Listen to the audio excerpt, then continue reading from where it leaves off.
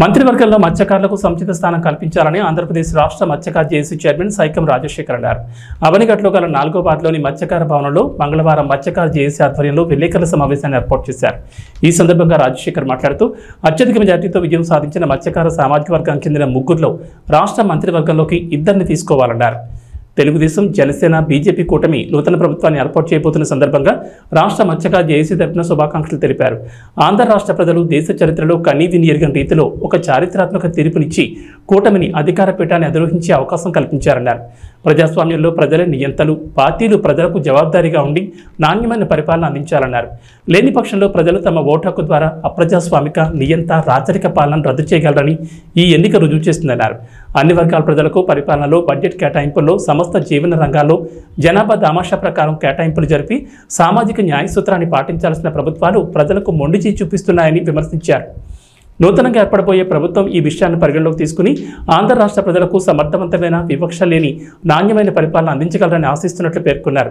BC కులాల్లో అత్యధిక జనాభా కలిగిన మత్స్యకార కులాలు కూటమి పొత్తుల్లో భాగంగా తెలుగుదేశం పార్టీ తరఫున మచిలీపట్నం, కాకినాడ సీట్లు కేటాయించగా జనసేన పార్టీ నరసాపురం సీటు కేటాయించింది. ఆయా అభ్యర్థులు 3 స్థానాల్లో సుమారు 50,000 అత్యధిక మెజార్టీతో గెలుపొందారని గుర్తు చేశారు.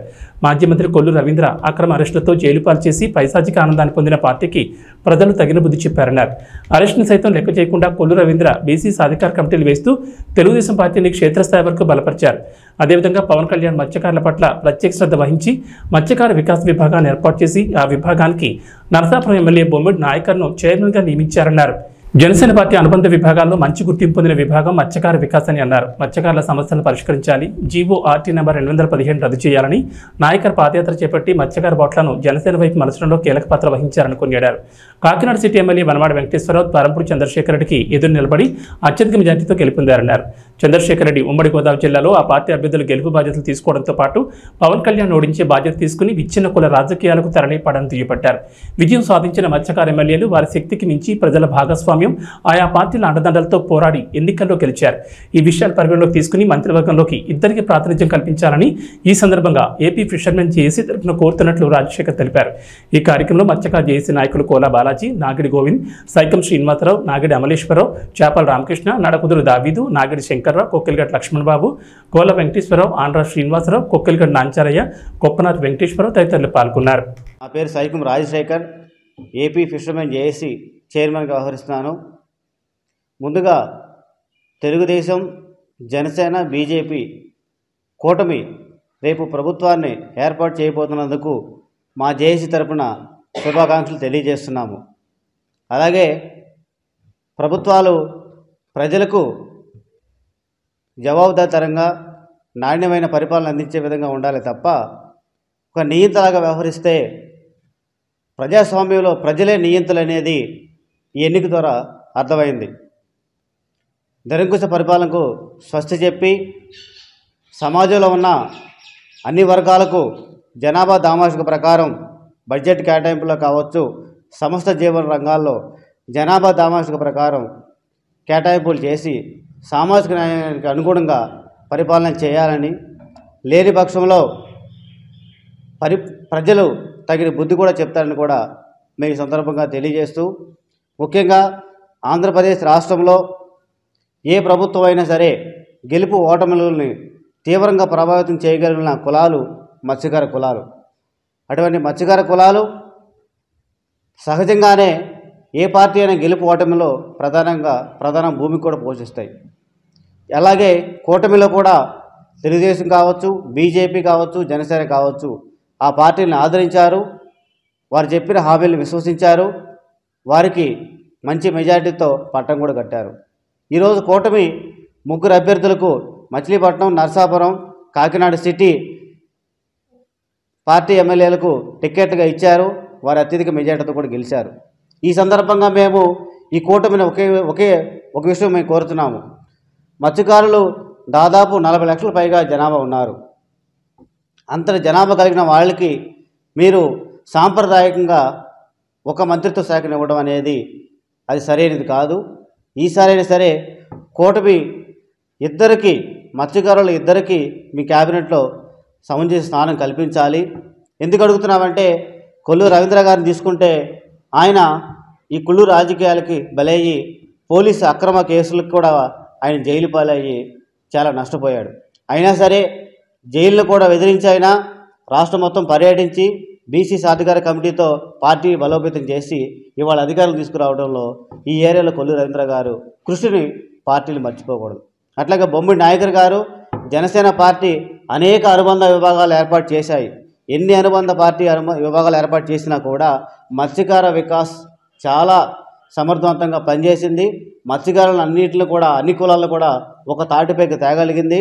అట్లాగే బొమ్మిడి నాయకర్ గారు కూడా మత్స్యకారుల కొరకు పాదయాత్ర కానీ జీఓఆర్టీ నెంబర్ 217 రద్దు చేయాలని చెప్పి ఒక పాదయాత్ర చేపట్టి రాష్ట్రంలోనే మత్స్యకారుల కొరకు పాదయాత్ర చేపట్టిన తొట్టతొలి నాయకుడిగా నాయకర్ గారి పేరొందారు. ఆ పాదయాత్ర ద్వారా మత్స్యకారులు అందరూ కూడా జనసేన పార్టీ వైపు తిరిగారు. మరి ఈ విషయాలన్నింటినీ కూడా జనసేన పార్టీ అధినేత పవన్ కళ్యాణ్ గారు గుర్తించి కూటమి తరపున నాయకర్ గారిని కూడా మంత్రి పదవిని ఇవ్వాలని చెప్పి కూడా మేము అడుగుతున్నాం. అట్లాగే మరో ముఖ్య నేత కాకినాడ సిటీ వనవాడి శ్రీనివాసరావు గారు అలియాస్ కొండబాబు గారు. మీరు కొండబాబు గారి గురించి చూసుకుంటే మరో పెద్దిరెడ్డి దోడంపూడి చంద్రశేఖర్ రెడ్డి, మరో బొత్స దోరపూడి చంద్రశేఖర్ రెడ్డి, అటువంటి నియంతలు కరుడుగట్టిన ఫ్యాక్షనిస్టులు సైతం ఎదిరించి నిలబడ్డారు. దోరపూడి చంద్రశేఖర్ రెడ్డి ఉమ్మడి గోదావరి జిల్లాలో వైసీపీ అభ్యర్థులకు గెలుపుకు కావాల్సిన అన్ని ఏర్పాట్లు చేయగలిగిన ఒక ఆర్థిక పరిపుష్టి కలిగిన ఒక అగ్రకుల నాయకుడు. అలాగే మత్స్యకారులను దూషించాడు, మత్స్యకారులను అవమానపరిచాడు. అట్లాగే పిఠాపురంలో పవన్ కళ్యాణ్ గారిని ఓడించుకునే బాధ్యత కూడా దోరపూడి చంద్రశేఖర్ రెడ్డి తీసుకున్నాడు. మరి అలాంటి నేత మీద పోరాడి గెలిచిన నేత వనమాడి కొండబాబు గారు. మరి ఆయన కూడా ఈసారి 3వ పర్యాయం ఎమ్మెల్యేగా గెలిచి ఉన్నాడు. ఆయన కూడా మంత్రి పదవికి అర్హుడు. కాబట్టి ఈ కూటమి కూడా ఈ ముగ్గురు ఎమ్మెల్యేల గురించి కూడా మీరు ఒకసారి అర్థం చేసుకుని అవగాహన తెచ్చుకుని మత్స్యకారుల తరపున ఇద్దరిని రాష్ట్ర క్యాబినెట్లో తీసుకుని మాకు సముచిత స్థానం కల్పించాలని చెప్పి కూడా ఈ సందర్భంగా మేము కోరుచున్నాం. నా పేరు ఒడుగు శ్రీకాంత్. అగ్నికుల క్షత్రియ ఐక్య కార్యాచరణ సమితి రాష్ట్ర నాయకులుగా ఉన్నాము. ఈరోజు రాష్ట్రంలో ఒక విశిష్టత కలిగిన రాజకీయాలు గతెన్నడూ జరగని రీతిలో ఈరోజు జరిగాయి. ఎటువంటి పరిస్థితుల్లోనైనా ప్రజలు ఏవైతే వారి ఆలోచనలు ఉంటాయో వాటికి అనుగుణంగానే ప్రజలు తీర్పునిస్తారనడానికి ఈరోజు ఆంధ్రప్రదేశ్లో జరిగిన ఎన్నికలు ఒక ఉదాహరణ. ఇటువంటి ఎన్నికల్లో ఈరోజు ప్రత్యేకించి రాష్ట్రంలో ఏవైతే వెనుకబడిన కులాల్లో అగ్రస్థానంలో ఉన్నటువంటి అగ్నికుల క్షత్రియ సామాజిక వర్గం ఈరోజు ముఖ్య భూమిక పోషిస్తుంది. ఈరోజు ఇచ్చిన 3 స్థానాలకు గాను అగ్నికుల క్షత్రియ సామాజిక వర్గం 100% రిజల్ట్ని అనేది తీసుకోగలిగింది. ఈరోజు కూటమి సభ్యులుగా ఉన్నటువంటి 3 అభ్యర్థులు ఏవైతే మా అగ్నికుల క్షత్రియ సామాజిక వర్గానికి ఈ కూటమి నుంచి సీట్లు కేటాయించబడినాయో ఆ సీట్లలో ముఖ్యమైనవి 3. ఆ 3ని మేము ఈరోజు విజయాన్ని చేజిక్కించుకుని ఈరోజు కూటమికి ఆ విజయాన్ని 100% రిజల్ట్ని అగ్నికుల క్షత్రియ సామాజిక వర్గాన్ని నుంచి ఇవ్వడం జరిగింది. దీన్ని దృష్టిలో పెట్టుకుని ఏవైతే చిన్న కులాలను సైతం ఈరోజు ప్రభుత్వాలుగా ఏర్పడిన పార్టీలు గుర్తిస్తున్నాయో, ప్రతి ఒక్కరికి కూడా సముచిత స్థానాన్ని కల్పిస్తున్నాయో అటువంటి స్థానాన్ని ఈ అగ్నికుల క్షత్రియ సామాజిక వర్గానికి కూడా కల్పించి ఏవైతే యుద్ధ వాతావరణంలో జరిగిన ఎలక్షన్లో విజయ దుందుబి మోగించిన మన మచిలీపట్నం ముద్దుబిడ్డ అయినటువంటి కొల్లు రవీంద్ర గారు కానివ్వండి, నరసాపురం నాయకర్ గారు కానివ్వండి, అట్లాగే వనమాడి కొండబాబు గారు కానివ్వండి, వీరు ముగ్గురు కూడా 3 రకాలైన విభిన్న రాజకీయ పరిస్థితుల్లో విభిన్న క్లిష్టతరమైన పరిస్థితుల్లో వాళ్ళు తలబడి ఈరోజు వాళ్ళ విజయాన్ని చేజిక్కించుకున్నారు. అటువంటి విజయాన్ని ఇవి స్ఫూర్తిదాయకమైన విజయం అన్నమాట. మాకు మీరు ఇప్పుడు ఏర్పడిన కూటమి ఏదైతే ఉందో మమ్మల్ని గుర్తించి మేము ముగ్గురు ఎమ్మెల్యేలని మీకు ఇచ్చాము. అట్లాగే మీరు మమ్మల్ని కూడా గుర్తించి ఈ సామాజిక వర్గాల్ని వెనుకబడిన సామాజిక వర్గాలని సముచిత స్థానంతో ఇద్దరిని మంత్రివర్గంలో కూర్చోబెట్టి మాకు కూడా మీరు గౌరవం ఇస్తారని ఈ సభాముఖంగా మేము మిమ్మల్ని విజ్ఞప్తి చేస్తున్నాం.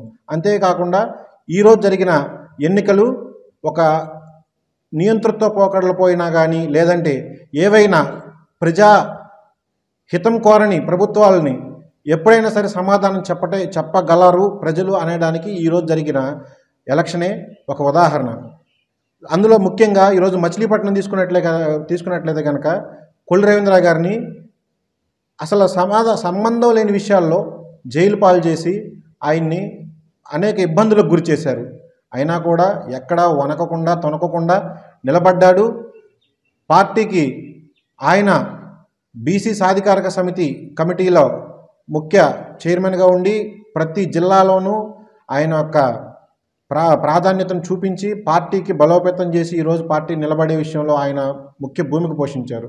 అట్లాగే నాయకర్ గారు కానివ్వండి, నాయకర్ గారు కూడా ఏవైతే పవన్ కళ్యాణ్ గారు ఆయన మీద ఉంచిన నమ్మకాన్ని 10 సంవత్సరాల నుంచి ఒమ్ము చేయకుండా ఆయన వెన్నంటే నడిచి కష్టతరమైన పరిస్థితుల్లో కూడా ఆయనకి ఎటువంటి ప్రలోభాలకి ఇతర పార్టీల ప్రలోభాలకు గురి చేసినా కూడా వాటికి లొంగకుండా నిలబడ్డాడు. ఈరోజు ఆయన కూడా దాదాపు 50,000 మెజారిటీతో ఈరోజు గెలిచిన పరిస్థితి.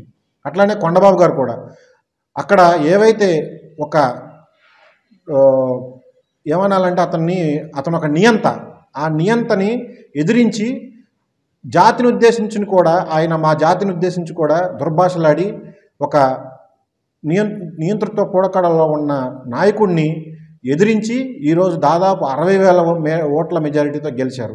ఇట్లా ప్రతి ఒక్కరు కూడా ఒక ప్రత్యేకమైన స్థానంతో విశిష్టమైన మెజారిటీతో గెలిచిన వ్యక్తుల్ని మీరు ఖచ్చితంగా గుర్తించి ఈరోజు మేము ప్రతి కూటమి అధిపతులకు కూడా మేము విజ్ఞప్తి చేస్తున్నాం. మా యొక్క అగ్నికుల క్షత్రియ బీసీ సామాజిక వర్గంలో దాదాపు 40 లక్షల ఓటు కలిగిన అగ్నికుల క్షత్రియ సామాజిక వర్గాన్ని మీరు గుర్తించి కనుక మమ్మల్ని మీరు ముందుకు తీసుకొస్తే రాబో కాలంలో మీకు మరింత ఉత్సాహంగా మేము పనిచేసి మీరిచ్చిన ప్రతి అవకాశాన్ని మేము సద్వినియోగం చేసుకుని మా నాయకులకు మరింత నాయకత్వాన్ని పెంపొందించే విషయంలో మేము కృషి చేస్తామని ఈ సభాముఖంగా తెలియజేస్తున్నాం.